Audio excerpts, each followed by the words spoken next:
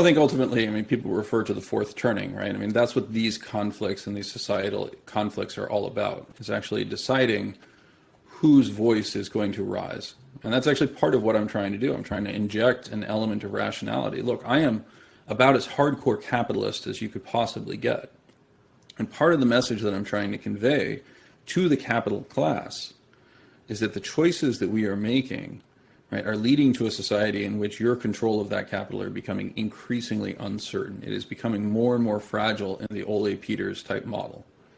Right, what Ole Peters did, you're referring to the, the fable of the farmer sort of dynamic, right, where he creates a story and there are always simplifications around this, right? But the idea is, if you have multiple farmers in a society, do you require some risk redistribution that preserves their capacity?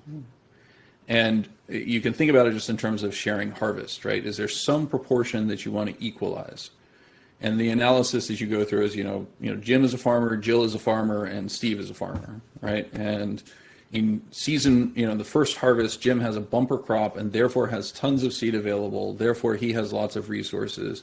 Jill, meanwhile, has had a failed harvest because geographically she's in an inferior location to Jim. And as a result, her farm comes up for, sale. She's forced to go into bankruptcy. Jim is able to buy it. Steve, meanwhile, has an average harvest and is out there, right? And that system eventually, simply by starting with just a small head start, is almost inevitably going to coalesce to Jim winning and Jim taking everything, right?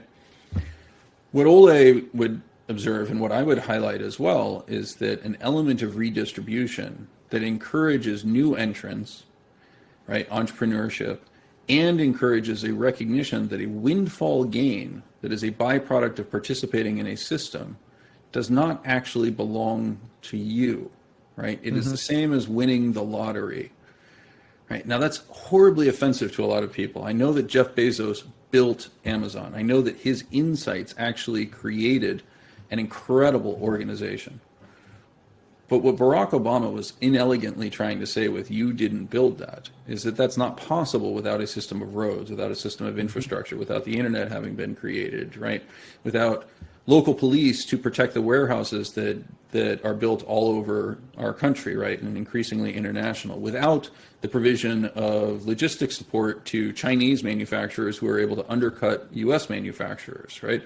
So you have all of that's these, the operating system layer. Exactly. Right, that is exactly correct. And so what we need to do is we need to go back to the operating system layer and say, how do we want to actually run our society?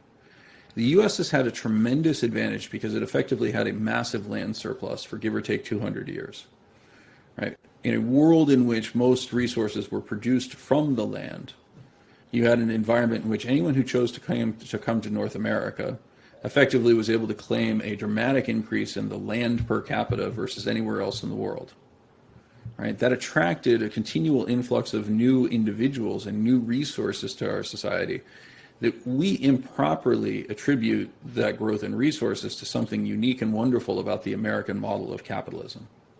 Right? That's just not true. We constantly brought in additional factors of production, and there is an amazing gift that we can give ourselves and to the world by continuing to offer that. Right? So immigration is an almost unquestioned good, particularly if it's done in a way that encourages more and more resources to come into a society, right? And so one of the things you'll hear me talk about on a regular basis is our systems of national accounting, going back to that operating system and how we observe it. National accounting, we don't consider the resources that come to the United States or to Canada or to Australia in the form of human capital from immigration, right? But what could actually be more valuable than somebody, let's imagine you're a country like India or a country like China, and you give birth to an individual, you raise them through the risky period of childhood, you provide state resources in terms of an educational system, protection from the police, etc., right? They turn out to be a skilled individual, and therefore they attend one of your elite colleges, and then what do they want to do? They want to go to the United States. Where does that show up in the system of national accounting? That China invested roughly $250,000 into an individual who then left. Right? It doesn't show up. Right? We want to track things like human trafficking, but the reality is that immigration is just voluntary human trafficking, right? You're taking that human capital from one place and putting it in another and giving it the opportunity to just survive and thrive in a system where it's more highly valued. But we don't track that, and as a result, our operating system is giving us terrible signals.